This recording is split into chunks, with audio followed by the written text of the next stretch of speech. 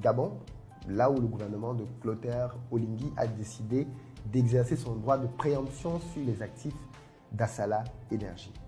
Vous savez que dans des gros marchés, quand vous décidez de racheter les parts d'une entreprise, le gouvernement du pays a le droit de faire ce qu'on appelle une préemption, de dire qu'il va lui acheter. Pour faire simple, une entreprise A, par exemple, qui fait dans le pétrole au Gabon, décide de se séparer de certaines de ses parts et donc de vendre ces parts-là à qui veut les acheter.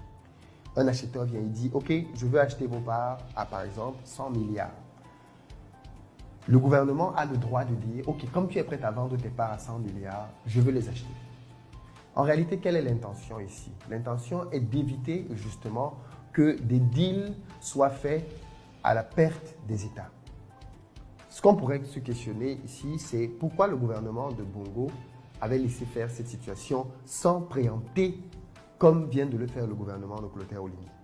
Comment expliquer que quelques semaines auparavant, cet accord a été signé et le gouvernement précédent n'a rien dit du tout, a laissé la chose se faire et un nouveau gouvernement qui arrive se rend compte que, eh bien non, si vous êtes prêt à vendre à ce prix-là, fondamentalement à un prix certainement bas, eh bien nous allons apprendre et acheter les parts. C'est ce qui se passe ici en fait, pour faire de manière très simple, entre le gouvernement du Gabon et Morel et Prom.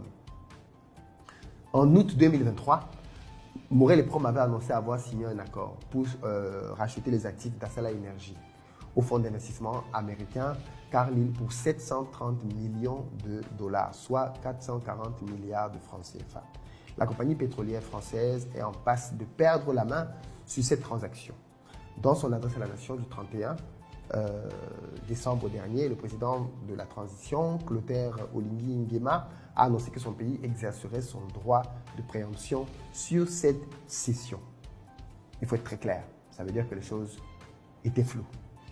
Il a dit, dans cette optique d'augmenter nos recettes, nous avons décidé de faire valoir les droits de préemption de l'État pour le rachat de la société pétrolière Assala.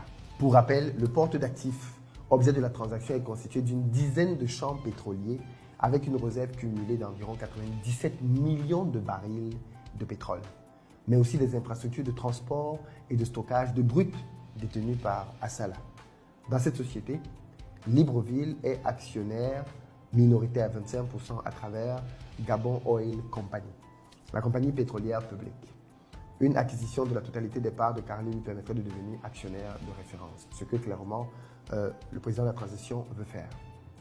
Vous voyez comment beaucoup de business sont faits dans nos pays. On pourrait se demander comment expliquer qu'un aussi beau pactole soit vendu à un prix aussi bas.